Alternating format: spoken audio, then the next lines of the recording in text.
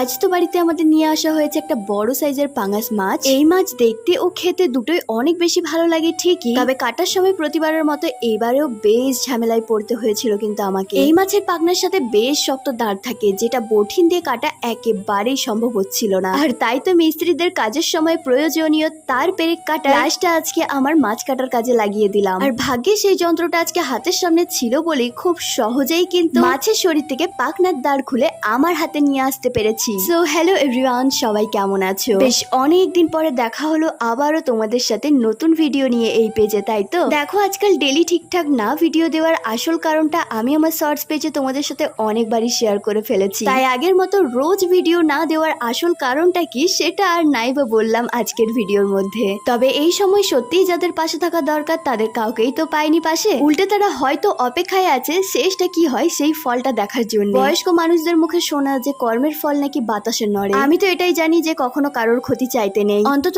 একটা মানুষের সুখের সময় না থাকতে পারলেও তার অসময়ে উল্টো দিকে মুখ ফেরাতে নেই। আমার নিজের চোখে দেখা এরকম অনেক প্রমাণ আছে, যারা সৎ পথে কষ্ট করে নিজেরা এগিয়ে যায় তারাই কিন্তু দিন শেষে জিরো থেকে হিরো হয়। আর যাদের মনের মধ্যে লোভ, হিংসা, পাপ একটু বেশি, একটা সময় পরে তাদেরই আবার আমি হিরো থেকে জিরো হতে দেখেছি। একটা জিনিস আমি লক্ষ্য করেছি, যারা সৎ পথে চলে, সৎ কথা বলে এবং অন্যায়কে একেবারেই প্রশ্রয় দেয় না, সেই সৎ মানুষগুলোকে কিছু পাপী মানুষ একটু অপছন্দই করে। যাই হোক, অন্যের কথা এবার থেকে ভাবা পুরোই ছেড়ে দিতে হবে, তার কারণ দিন শেষে নিজেরটা নিজেকেই ভাবতে হবে এবং নিজেকে নিজেই সামলাতে হবে। তবে আমার এই জার্নির শুরু থেকে শেষ পর্যন্ত যে মানুষটাকে প্রচুর পরিমাণে দরকার সেটা হলো গিয়ে আমার হাজবেন্ড। তবে আমার হাজবেন্ড আমাকে অনেক বেশি কেয়ার করে এবং সেই প্রথম দিন থেকে আজ পর্যন্ত সে আমাকে মেন্টালিটি প্রচুর পরিমাণে সাপোর্ট করে। তাই হয়তো এত কিছু হয়ে যাওয়ার পরেও আজকের দিনে নিজের মেন্টালিটিকে এত বেশি স্ট্রং রাখতে পেরেছি। আর এখানে মাছ কেটে বেছে ধোয়াও আমার